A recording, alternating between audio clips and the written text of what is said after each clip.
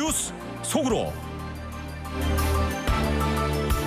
도널드 트럼프 공화당 대선 후보가 연준이 오는 11월 대선 전에 기준금리를 낮춰서는 안 된다라고 말했습니다. 트럼프는 이자율을 내리기 전에 에너지 비용을 낮춰 물가를 잡을 수 있다면서 자신의 말을 따르면 2028년까지 제롬 파웰 연준 의장의 임기를 보장하겠다라고 밝혔습니다. 또 빅토르 오르반 헝가리 총리가 트럼프가 넉 달 뒤 대선에서 승리하면 러시아와 우크라이나의 즉각적인 평화 협상을 요구할 것이라고 주장하고 있습니다.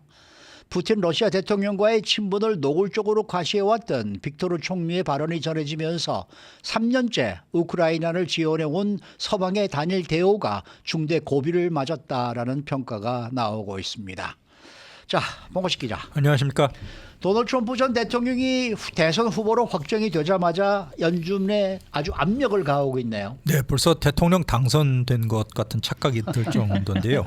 네. 한국의 중앙은행격인 연방준비제도 페드가 11월 대통령 선거 전에 기존의 금리 이자율을 낮춰서는 안 된다 이렇게 재차 강조를 했습니다.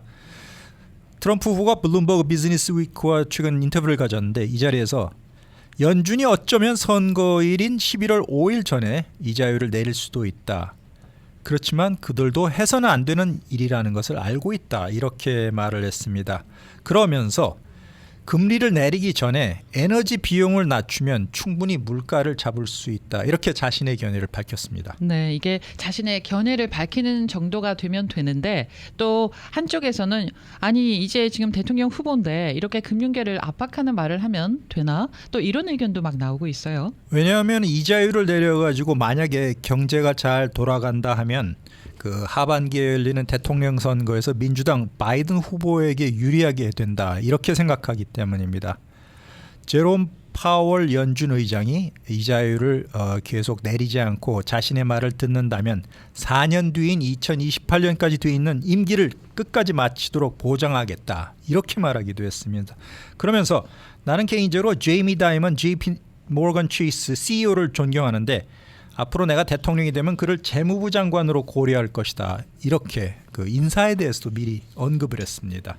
근데 뭐 원래 연준이 대통령 말을 안 듣기로 유명한 곳이니까 저는 제롬 파월 연준 의장이 뭐 그 말을 듣고 뭐 금리 인하를 안 한다든지 절대로 그런 일은 없이라고 생각합니다. 네. 그렇지만은 중국의 관세 또 모든 수입품에 대한 보편적 관세 질문에는 또 입을 닫고 말았어요. 네, 이게 굉장히 전 세계적으로 한국을 포함해서 모든 나라에 굉장히 민감한 문제입니다. 그렇죠. 관세, 세율을 올리겠다. 중국산 제품은 특히 60%의 관세를 부과하겠다고 트럼프가 이전에 얘기를 했는데 이렇게 되면은 미국과 중국 간의 교역 관계는 사실상 끝장나고 파탄날 것이다. 이렇게 경제학자들이 경고를 했습니다. 이런 경고를 의식했는지 때문인지 모르겠지만 어쨌든 이 인터뷰에서 최근에는 첫 번째 임기 때 내가 50%를 했고 그렇지만 60%는 들은 적이 없다. 이렇게 시치미를 뗐습니다. 그래서 워싱턴 포스트 신문에서는 트럼프가 그래도 60% 이상의 고율 관세를 중국 측에 부과할 것을 고려하고 있다. 이렇게 보도를 했는데 팍스뉴스와 가진 인터뷰에서는 60%보다 더 부과할 수도 있다. 이렇게까지 말을 했었습니다. 그런데 그 자세에도 한 발 좀 비껴나간 건데 대한민국을 포함해서 모든 수입 제품에 대해서 일단 보편적으로는 10% 관세를 부과하겠다. 이렇게도 얘기를 했었죠. 그 이유에 대해서 트럼프 후보는 이렇게 말했습니다. 그들이 우리에게 10%보다 더 많은 관세를 부과하기 때문에 우리도 가만히 있을 수 없어서 그런 것이다. 이렇게 얘기했는데 최종적으로 어떻게 관세 문제가 해결될지는 앞으로 좀 지켜봐야 될 것 같습니다. 네. 또 예전에요. 암호화폐에 대해서 트럼프 후보가 이건 사기다 이렇게 규정하는 그런 발언을 한 적이 있거든요.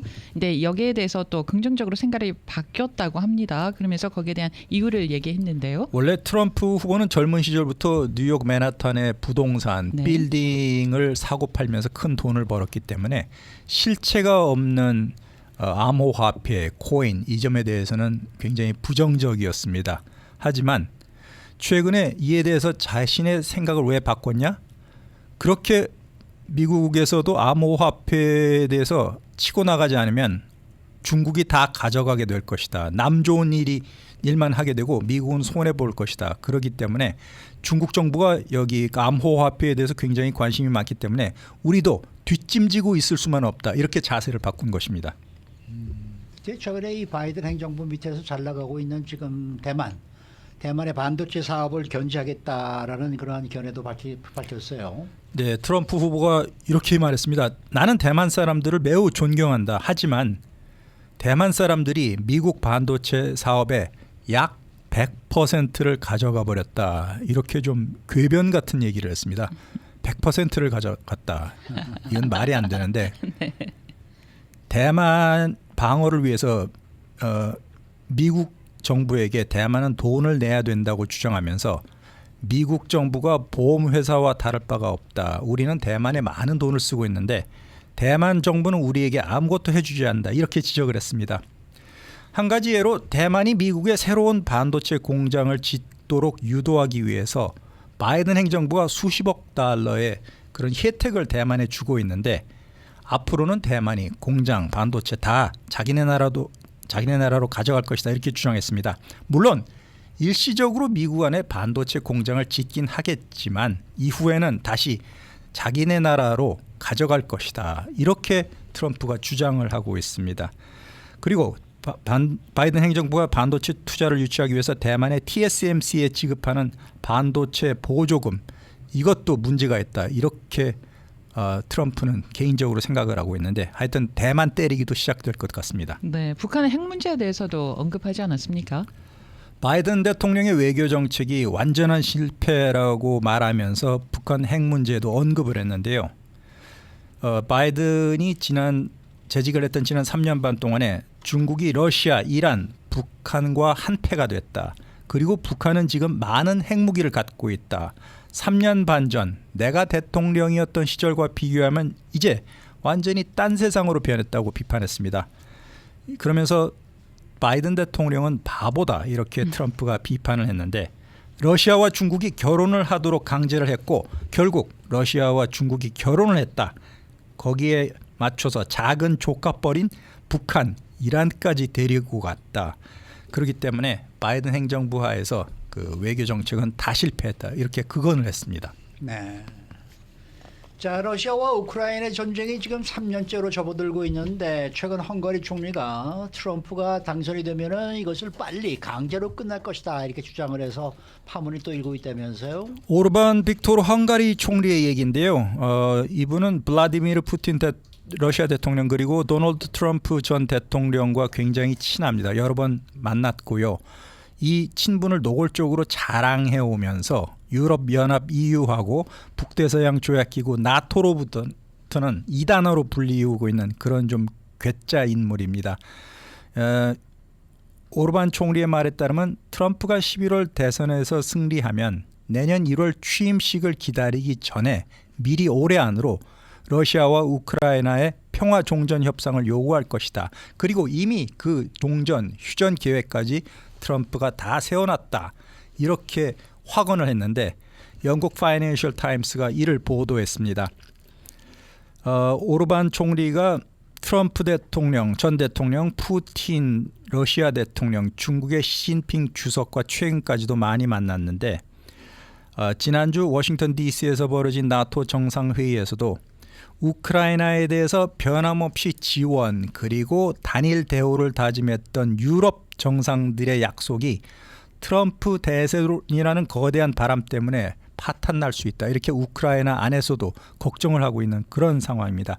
그리고 지금 전쟁을 당하면서 피해를 본 게 우크라이나인데 지금 러시아가 차지한 20% 정도의 우크라이나 영토를 러시아 영토로 인정하는 조건으로 화평을 맺는다.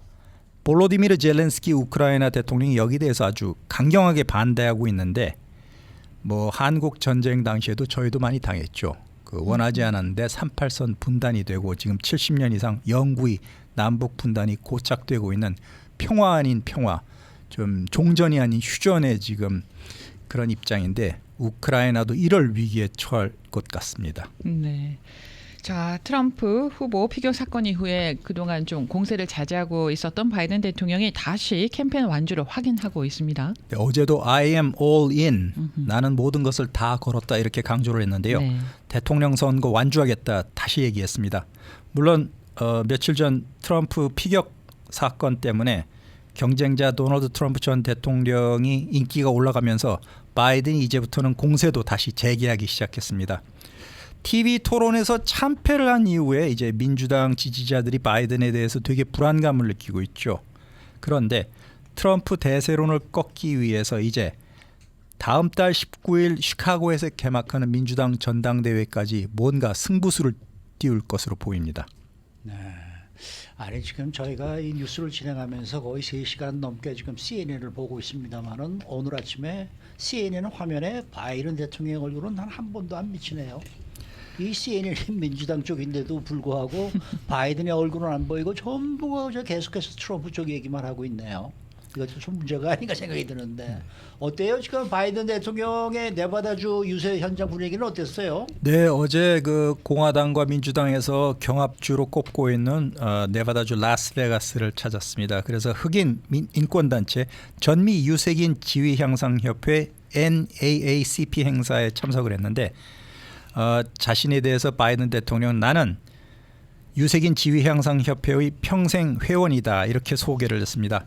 그리고 지난 대통령 선거 때 자신을 전폭적으로 지원해줬던 흑인 유권자들을 향해서 나는 이번 대통령 선거에 모든 것을 걸었다 이렇게 외쳤고 청중들은 바이든이 4 more years, 4년 더 해야 된다고 이렇게 화답을 했습니다.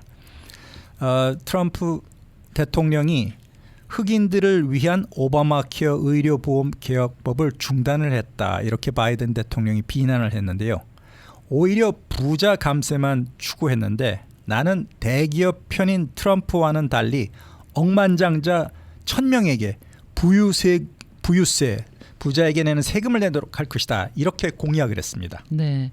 혹시 민주당 안에서의 사퇴 압박은 좀 어떻습니까? 좀 줄었나요? 네, 줄어들지는 않고 있습니다. 네. 사퇴 요구가 여전한데 특히 당 지도부가 7월 달까지 화상으로 대의원들을 호명해서 바이든을 일찌감치 대통령 후보로 확정시키려는 움직임에 대해서 반발이 커지고 있습니다. 이를 막기 위해서 하원 의원들이 반대 연판장을 계속 돌리고 있는데 네. 이를 주도하고 있는 캘리포니아 출신의 제러드 허프만 하원 의원은 이렇게 얘기했습니다. 지도부가 토론을 억누르고 선출을 강행하려고 하고 있다 이렇게 반발하고 있는데 인터넷 매체 엑시오스 보도에 따르면 트럼프 암살 시도가 좌절된 이후에 잠시 소강 상태에 빠졌지만 민주당 의원들의 바이든 조기 사퇴 요구 싸움이 다시 점화됐다 이렇게 보도했습니다. 네. 초반에 말씀을 하셨습니다만은 트럼프가 칭송한 이 제이미 다이먼이라는 CEO가 있는 JP 모건스 이 회사가 전과자 채용에 아주 관대한 회사라는 그런 얘기들이 있어요. 네, 지난해 기준으로 미국 최대의 글로벌 투자 은행인 JP 모건이 미국에서 채용한 직원의 9%가 전과를 갖고 있는 것으로 나타나는데요. 2년 전에도 범죄 경력이 있는 4,600명을 고용하면서 이들에 대해서 굉장히 포용적인 자세를 보이고 있습니다. 바로 다이먼 회장의 철학이 담긴 결과인데 그는 링크드인과 가진 인터뷰에서 이렇게 얘기했습니다. 나는 꼭 아이비리그를 나왔다거나 대학에서 올 A를 받았다고 훌륭한 직원이 될 것으로 생각하지는 않는다.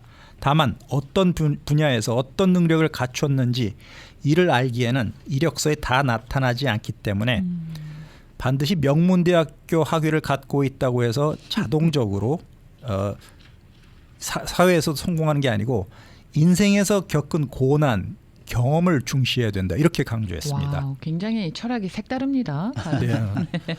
그 범죄 기록이 있는 사람들이 직장과 사회에 복귀할 수 있도록 돕는 세컨드 찬스를 아젠다로 잡고 있다고 다이먼 CEO가 강조를 했는데요. 네. 미국에만 7천만 명의 전과자가 있는데 그중에 대부분이 차도 없고 집도 없다. 그들 가운데 많은 사람이 결혼을 했고 애가 있는데 도움이 필요하다. 과거는 과거고 과거의 쓰라린 경험을 바탕으로 더 열심히 살 수 있는 기회를 제공해야 된다. 전과자라 해봐도 대부분 경범죄자인데 재능 있는 사람들이 많다. 이렇게 강조를 했습니다. 그렇기 때문에 만약에 다이먼이 트럼프가 당선이 된다면 트럼프의 공약대로 재무장관에 취임할지 주목이 되는데 하여튼 항상 전체 직원의 10% 가까운 인원을 전과가 있는 사람으로 채우는 것이 나의 경영 철학이다. 이렇게 말하면서 눈길을 끌고 있습니다. 그렇고. 좋은 얘기지 않아요? 예, 아주 네. 훌륭합니다. 네. 수고 많으셨습니다. 봉화식 기자였습니다.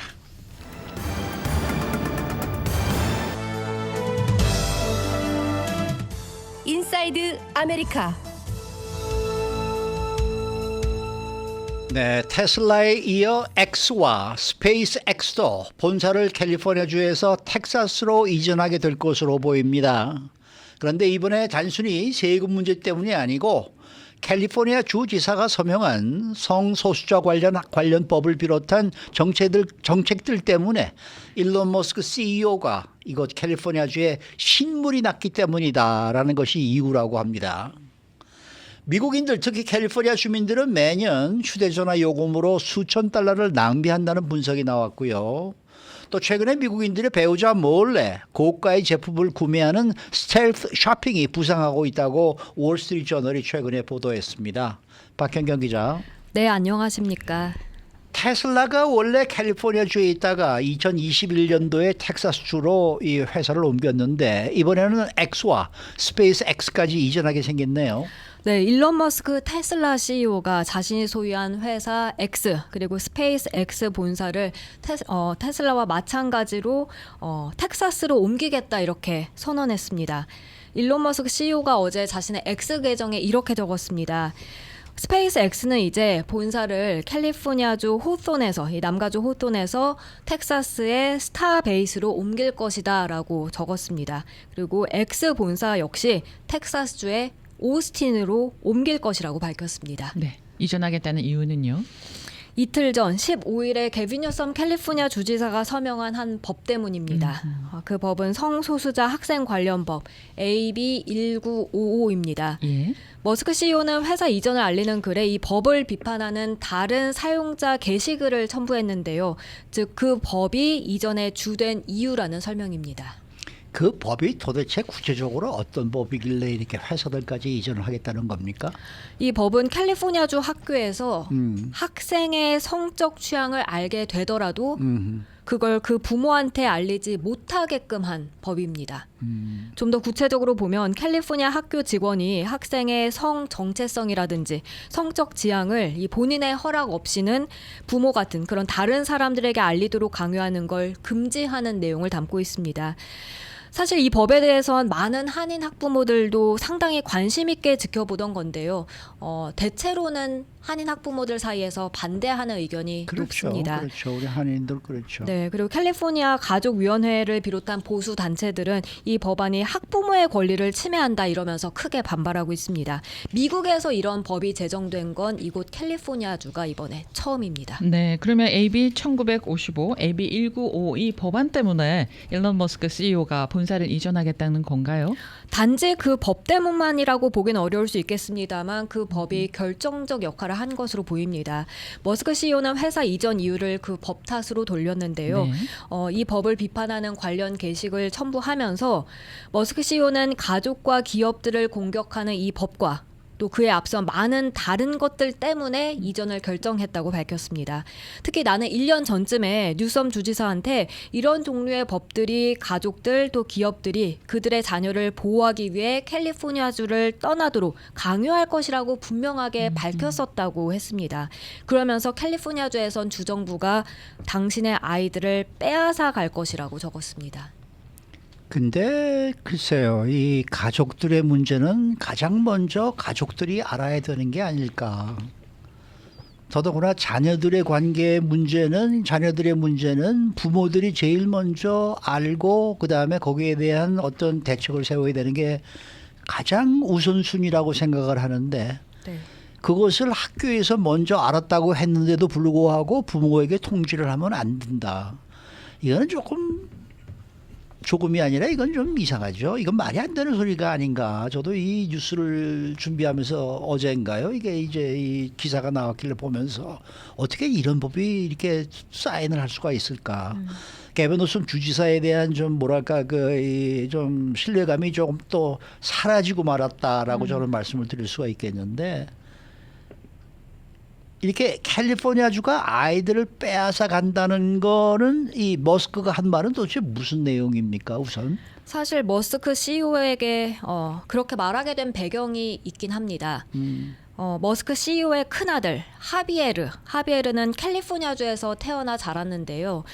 하비에르는 성 전환을 했습니다. 그렇게 아하. 이름도 비비안 제나 윌슨이 됐습니다. 아하. 그리고 일론 머스크 CEO 아버지와는 절연했고요. 그러다 보니 머스크 CEO는 그 이후 성소수자 문제 등에 관해서 이런 진보적인 캘리포니아주 교육 정책을 자주 비판해 왔고요. 여기에 이제는 어제 캘리포니아주가 당신의 아이들을 빼앗아 간다라고 한 겁니다. 네. 이해가 가네요. 이런 얘기를 하게 된. 그런가 하면 여기에 더해서요. 그 X 본사를 샌프란시스코에서 텍사스 오스틴을 옮기는 또 다른 이유가 있다고 전했는데 그 이유는 또 어떤 이유입니까?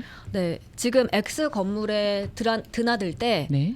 폭력적인 마약 중독자, 갱단을 피하는 일을 이미 충분히 겪었다고 머스크 CEO는 전했습니다. 예. 그러니까 급증한 범죄 때문에 그에 따른 위험 감수를 이미 해왔다는 뜻으로 해석됩니다. 그리고 앞서 머스크 CEO는 2021년에 캘리포니아주 각종 규제와 세금 제도를 비판하면서 테슬라 본사를 북가주 그 팔로알토에서 텍사스 오스틴으로 이전하고 나서 텍사스에서 지금 사업 기반을 지속해서 확장하고 있는데요. 그런 높은 세금에 더해서 이제는 범죄 그리고 폴리티컬 코렉니스, PC주의, 정치적 올바름, 또 성인지 감수성 이런 걸 강조하는 워크, 깨어있다는 그 풍토가 특히 강하다는 이 캘리포니아주가 특히 강하다는 점에 반감을 드러내고요. 캘리포니아주가 이젠 지긋지긋해졌다. 신물이 나서 도저히 못 견디겠다. 이런 입장을 나타낸 것으로 볼 수 있겠습니다. 참 이 두 회사가 가면은 세금도 그렇고 캘리포니아주의 수입이 상당히 줄겠네요. 일자리도 줄고요. 네. 자, 다음 소식입니다. 휴대전화 요금이 너무 비싸다고 생각하신다면은 그건 여러분 혼자만의 생각이 아닐 듯합니다. 미국인들은 휴대전화 요금으로 낭비하는 돈이 상당하다. 이런 분석이 또 나왔네요. 네, 미국인들이 주요 통신사들을 통해 한 달에 내는 휴대전화 요금 평균 157달러로 나왔습니다. 여기서 주요 통신사라고 하면 AT&T, T-모빌 그리고 버라이즌 이 중 하나를 뜻하는데요. 그런데 사실 이 주요 통신사 고객들은 필요 이상으로 더 많은 요금을 지불하는 것으로 나타났습니다. 소프트웨어 기업 이 휘슬라웃이 최근 발표한 보고서를 보면 이 고객들은 1년에 평균 1,500달러나 필요 이상으로 더 많이 내고 있다는 분석입니다. 네, 거기에 더해서 캘리포니아주의 주민들이 가장 많이 요금을 과다 지출한다면서요? 네, 그렇습니다. 전국적으로 그 과다 지출하는 금액을 합해 보면 매년 2,110억 달러에 달하는데요. 그중 가장 많은 245억 달러 과다 지출하는 게 바로 캘리포니아주 휴대전화 사용자들이었습니다. 예. 이어서는 텍사스, 플로리다, 뉴욕, 펜실베니아 순이었습니다. 아니 근데 휴대전화 요금을 이렇게 필요 이상으로 과다 지출한다는 거는 무슨 얘기예요? 어떤 의미에서 그런 거예요? 무제한 데이터 요금제를 선택하고 있지만 사실 그럴 필요가 없다는 지적입니다. 휘슬라웃은 가장 인기 있는 무제한 데이터 요금제가 요금을 과다 지출하게 하는 가장 큰 원인인 것으로 봤는데요. 미국인의 전체 76%가 이렇게 무제한 요금제를 선택해서 요금을 내고 있다 하는데 네, 이 고객 중 55% 과반은 대부분 와이파이에 연결돼 있는 그렇죠. 시간이 많고요. 집에 있으나 뭐 회사 가나 다 와이파이로 연결해서 이렇게 그게 되죠. 맞아요. 네, 대부분 그렇게 사람들이 와이파이에 끊임없이 접속하면서 모바일 데이터 할당량은 거의 사용하지 않고 있다고 보고서는 봤습니다. 즉 사용하는 모바일 데이터 양을 보면 굳이 무제한으로 할 필요 없이 그보다 적은 양의 요금제를 택하더라도 괜찮고 그렇게 해서 요금을 줄일 수 있다는 설명입니다. 네. 요금을 줄일 수 있는 방법 좀 알려주세요. 그러니까 요금제를 무제한으로 안 네. 해도 되고 여기에 예. 더해서 이제 MVNO라고 주요 통신사가 아닌 이른바 알뜰폰이라고 하는 곳을 이용하면 된다고 전했는데요. 예를 들면 민트 모빌, 부스트 모빌, 크리켓 와이어리스 등이 이 MVNO에 포함됩니다. 아. 실제로 최근에는 주요 통신사 앞서 말씀드린 AT&T나 뭐 T모빌, 버라이즌 여기를 이용하는 미국인 비율은 감소했습니다. 작년에 62%에서 53%로 거의 10%포인트가 줄었고요.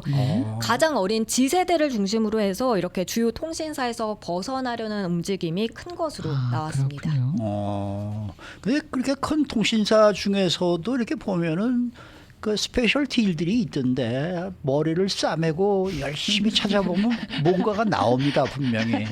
야, 이거 공부 열심히 하셔야 돼요. 맞습니다, 맞습니다. 네, 한 이틀 정도 시간을 내셔서 네. 각 회사들의 그 모든 서비스 라인을 다 찾아보시고 공부하시면은 분명히 뭐가 하나 나옵니다.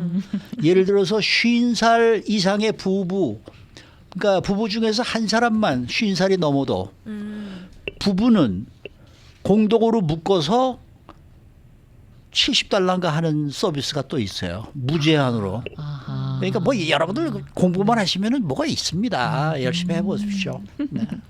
마지막 소식입니다. 최근 미국인들의 배우자 몰래 고가의 제품을 구매하는 쇼핑이 부상하고 있다고요. 네, 월스트리트저널이 어제 보도한 내용입니다. 스텔스 쇼핑이 부상하고 있다고 전했는데요. 이 스텔스, 몰래 한다는 뜻을 지닌 단어로 배우자 몰래 쇼핑을 한다는 겁니다.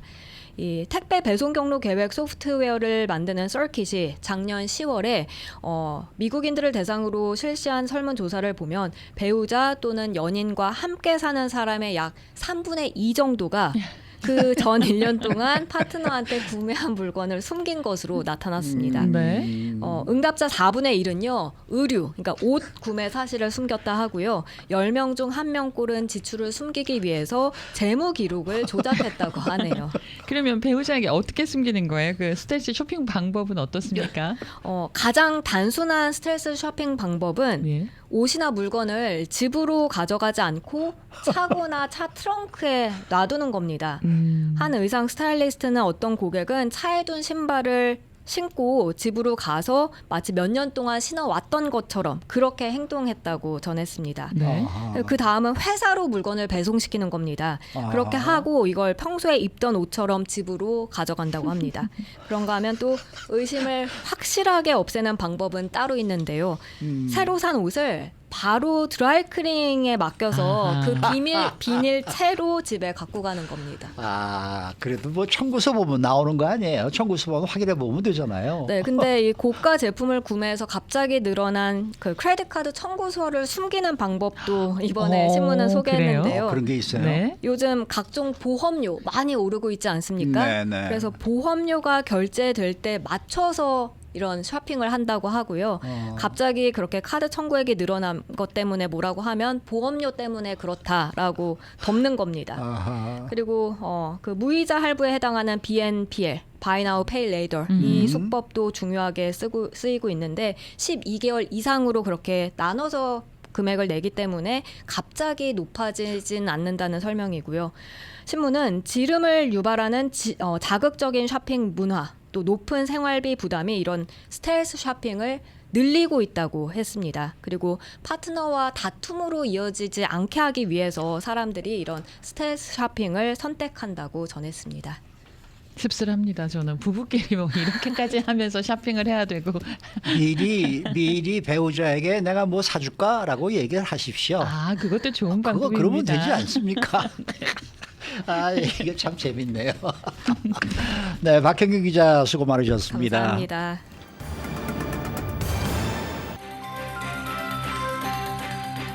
데일리 브리핑. 네, 현재 위스콘신주 밀워키에서는 약 5만여 명이 참석한 가운데 공화당 전당대회가 열리고 있습니다. 이곳에 참석하고 계신 미국 한인 유권자연대 김동석 대표 전화로 연결합니다. 김 대표님 안녕하십니까? 네, 안녕하세요. 네, 현장 분위기는 어떻습니까? 분위기는 뭐 큰 정치 행사를 하고 있는 크지 않은 도시의 모습. 이렇게 보는데 뭐 지금 이 도시는 이게 전부라고 해도 틀리지 않은데요. 네. 사실 트럼프를 이제 그 대통령 후보로 지명을 하는 전당대회인데 네. 여태까지 우리 청취자분들 트럼프 대통령, 트럼프 후보 그리고 그 트럼프의 모습들을 많이 접해봤잖아요. 네, 네. 그런 저도 이제 그런데 그런 트럼프의 리더십을 만들어내는 것치고서는 비교적 그래도 이전에 비해서는 좀 준비가 돼서 하는 거 아닌가. 이렇게 분위기를 설명하자면 좀 그랬습니다. 2016년 처음 트럼프 정치 시작할 때 그 바람을 일으킬 때의 트럼프하고 좀 많이 달라진 모습과 그 트럼프를 후보로 지명하려고 그러는 당 모습이 좀 준비가 됐다. 이렇게 보여집니다. 네, 준비가 됐다라는 거는 어떤 의미가 있을까요? 달라졌다라는 거는 또 어떤 부분이 달라졌고? 사실 4년 전에 그 컨벤션은 비교하기가 어려워요. 그때는 팬데믹이었잖아요. 온라인으로만 했기 때문에 전혀 없었는데 8년 전과 비교를 해보는 거죠. 8년 전에 트럼프가 그 바깥 바람을 가지고 공화당을 접수해서 대통령에 당선된 그때 그 클리블랜드 컨벤션 때 그때 저 풀리 참가를 했었습니다. 그때는 뭐 굉장했죠. 공화당이 기존에 있던 공화당 세력과 트럼프가 이 바람을 들고 온 세력에 대한 거부 그래서 내분이 좀 있었잖아요. 후보 교체하려는 분위기도 있었고 폴 라이언으로 교체한다, 테드 크루즈로 교체한다 해가지고 굉장히 좀 그 불안하고 불안정된 모습으로 컨벤션을 했었습니다. 그런데 그때 대통령이 되고 그리고 공화당의 리더십을 발휘한 다음에 어떻든 그 권력을 뺏겼었지만은 다시 후보가 돼서 돌아온 트럼프의 리더십은 이제는 첫 집권했을 때를 돌아보면서 비교적 좀 준비를 했지요. 정책도 브레인들도 그리고 일반 퍼져 있는 그냥 막 이구동성으로 트럼프에 열광하는 이런 막 정리 안 된 모습이 아니라 이제는 자기를 따르는 정치 세력들을 바닥에서 좀 조직하는 일반 우파의 시민 조직들도 그때하고는 좀 다른 모습으로 참가하면서 자기네들 입장을 설명도 하고 그래서 8년 전에 트럼프의 그 정치 세력하고는 좀 달라진 모습을 볼 수 있다. 이렇게 설명하는 게 맞습니다. 네, 전당대회 구성이나 짜임새가 더 쫀득쫀득하게 짜여졌다. 이런 느낌일 듯 합니다. 그런데 아시겠지만은 전당대회 시작 직전인 지난 주말에 트럼프가 총 맞았어요. 맞아요. 네. 그러니까 그렇게 하면서 거기에서 살아 돌아오고 매일 저녁에 원래 전당대회는 후보가 잘 안 나옵니다. 안 나오죠. 마지막 날 나와가지고 수락 연설하면서 이제 앞으로 2개월 저 선거 운동 하겠다 이거거든요. 근데 이번에는 트럼프는 매일같이 저녁 때 와서 연설은 안 하지만 앉아 있으면서 그 모습을 비춰줍니다. 모인 당원들 뭐 이제 이분들이 진성 당원이죠. 델리게이트들이 왔으니까. 그러면서 트럼프가 이제 총 맞고 귀에다가 그 반창고 붙였잖아요. 붕대.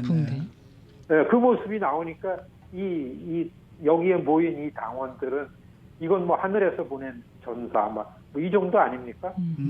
역사적으로 이 컨벤션 효과, 전당대회 효과를 최고로 많이 불러일으킬 전당대회 아닌가 이런 분위기도 한편에 있습니다. 그만큼 그 공화당이 승리에 대한 좀 자신감이 드러났다고 이렇게 볼 수 있지 않을까 이런 느낌이 들기도 하는데요.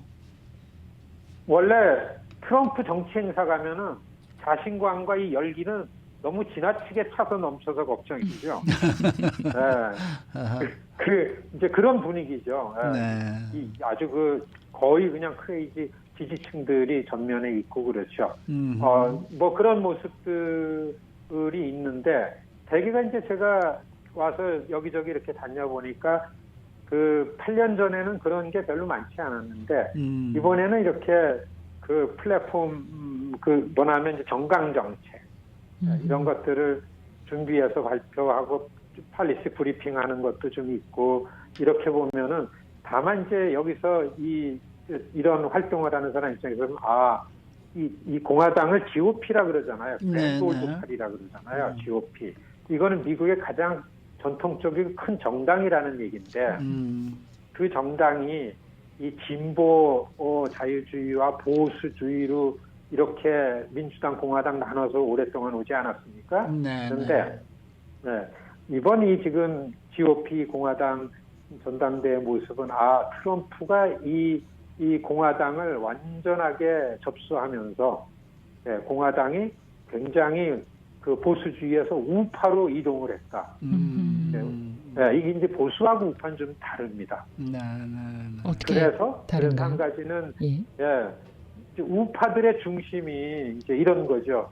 인종적 문제도 거기에 있고, 그리고 미국의 고유한 기존 가치라는 걸 놓고 볼 때에는 이게 하나님의 가치를 실현하는 백인들의 나라 뭐 이런 게 내려온 거 아닙니까?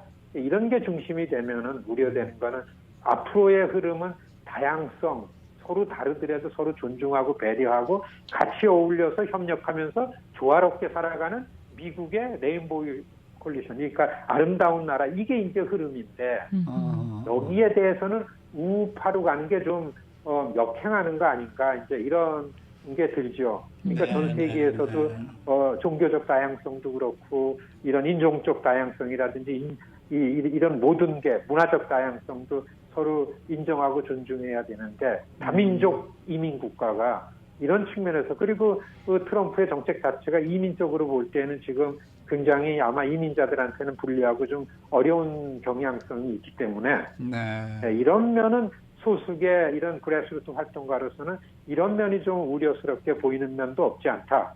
이런 말씀을 드립니다. 네. 지금 그 J.D. 밴스 부통령 후보가 오늘 이제 수락 연설을 하게 되지 않겠습니까? 어떻습니까? 현장에서 보시는 분위기, J.D. 밴스 부통령 후보에 대한 분위기는 어느 정도입니까? 되게 객관적으로는 잘 선택을 했다라는 여론이 있잖아요. 네. 되게 전략적으로 트럼프가 왜 러닝메이트를 J.D. 밴스를 했는가? J.D. 밴스가 맨 처음에 자기가 트럼프를 가장 강력하게 비판하던 사람. 그렇죠. 그래서 좀 뻘쭘했는데 그 중간 선거 때에 오하이오 상원의원으로 나오면서 트럼프 힘이 필요하니까 이제 트럼프 쪽으로 유연하게 귀화한 그런 그 일련의 이런 게 있거든요.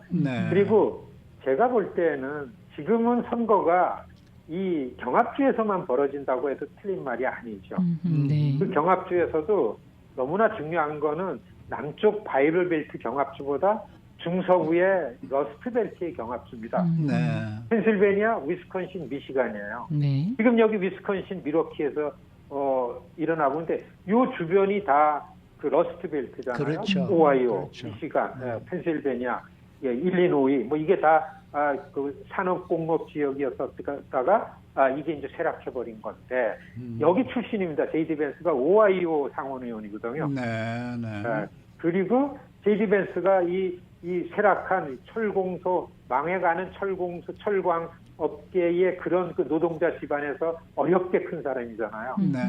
이 사람이 갖고 있는, 그래서 트럼프가 J.D. 밴스를 지명하면서 왜 지명했나 하면 나는 이 J.D. 밴스가 나의 이 마가 운동을 상속자다. 미국을 다시 위대하게 만들어 갈 일에 최적임자는 J.D. 밴스다. 마가 운동의 적임자라고 얘기를 제일 많이 합니다. 네. 지금 그곳에 그런 분위기죠. 그곳의 경호는 좀 어떻습니까? 삼엄하죠. 왜냐하면 그런 테러 사건도 있었고 사실 그래서 저는 이런 데 오면은 어떻게 해서든지 좀 이 팔리시 메이커들하고 좀 가까이 가야 되고, 그리고 또 이럴 때 오면은 현직 배치들을 안에 들어가면 마음대로 많이 만나잖아요. 우리 이병인 법안 이런 거 있잖아요. 그렇죠. 현직을 직접 만나서 한인들이 많이 안 사는 지역의 의원들에도 좀 만나면 이런 얘기도 하고, 컨택 포인트를 만들면은 워싱턴에 네 사무실 찾아가겠다. 뭐 저는 이 재미에 다니는데. 그래야 우리가 뭘 하죠. 그런데 지금은 이 안에 들어가는 게 매우 어렵습니다. 그리고 더구나 공화당은 한인 밀집 지역에 지역구 있는 의원들이 좀 별로 없어요. 그렇죠, 그래서 그렇죠. 들어가기 참 어려운데 다 여기는 돈 갖고요. 당에다 돈을 많이 낸 회사들, 로비 회사들 이런 데다가 입장권을 주잖아요. 네. 그건 우리는 뭐 돈이 없으니까 이걸 에스크를 못 하니까 예. 공동 구리고 옛날처럼 그냥 새꾸라기 담 터넘어가듯이 막 그냥 겁 없이 넘어가다 걸리면 이번에 큰일 난다고요. 아, 네. 그러니까 갑갑하게 있는데 그런 측면에서는 그리고 또 뭐냐면 이번 전당대회 슈퍼델리게이션 당연직 대의원 그러니까 연방의원 선출직한 분들이 대개 여기에 참가하는 거에 대해서 고민을 많이 하잖아요. 왜냐하면 내 지역은 반 트럼프 공화당원이 많은데 트럼프랑 좀 거리를 둬야 선거에 자기 선거에 유리한 사람도 있고 막 그렇잖아요. 네. 그러니까 그리고 또 다른 자기 지역 일도 있고 그렇기 때문에 그리고 이 전당대회는 그 후보와 가까운 사람들의 잔치입니다. 좀 거리를 뒀던 의원들은 오면은 왕따 같은 분위기도 있고 그렇죠. 네. 왜냐하면 이 지금 저 상원이 되는 뉴저지의 앤디 김 의원도 부패한 민주당 주류 부패한 정치권을 비리 받아가지고 라이징 스타가 된 거잖아요. 그렇죠. 근데 아직까지 당 중심은 옛날 인맥들이 있으니까 가면은 환영을 잘 못 받잖아요. 재미없는 거죠. 네. 그러니까 괜찮고 중도적이고 이런 마이너리티들도 돌보고 이민, 친이민 이런 입장을 많이 갖고 왔던 의원들, 우리랑 관계가 있는 의원들은 되게 많이 오지도 않았더라고요. 그런 의원들 자리를 잡고 전 들어가야 되는데. 그렇겠네요. 그래서 네. 그 어느 때보다도 이 시큐리티가 아주 강화됐고 엄격하고 네. 저로서는 재미없는 하여튼 일사불란한 트럼프의 리더십이 발휘되는 필요없기에 GOP의 컨벤션이다. 이 소식을 알려드립니다. 알겠습니다. 그 밀워키가 원래 맥주 도시인 거 아시죠? 저 밀러 맥주가 거기 본사가 있는데. 그러니까 저녁 그것도 때 모르고 아직 맥주 한 잔 못 마셨습니다. 저녁 때 저 맥주 한 잔 하시고 좀 테이크 이지 하시고요. 네. 오늘 말씀 감사합니다. 고맙습니다. 네. 위스콘신주 밀워키에서 공화당 전당대회에 참가하고 계신 미국 한인 유권자 연대 김동석 대표 함께했습니다.